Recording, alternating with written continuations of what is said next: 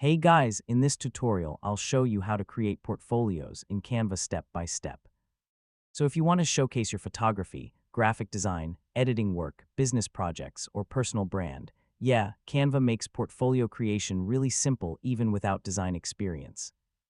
First, open Canva in your browser and sign in to your account. If you don't already have one, you can create a free account in just a few minutes. Now use the search bar and type portfolio. So Canva will show different portfolio templates you can customize. You can also customize the colors, fonts, and style to match your personal brand.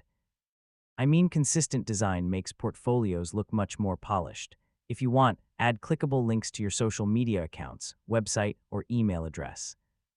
This helps potential clients or employers contact you more easily. Before publishing or exporting, preview the portfolio carefully on desktop and mobile screens. So always check spacing, image quality, and readability. Once everything looks good, you can export the portfolio as a PDF or publish it as a Canva website. And that's basically how to create portfolios in Canva from start to finish. After a little practice, you'll be able to build clean and professional portfolios that showcase your work much more effectively.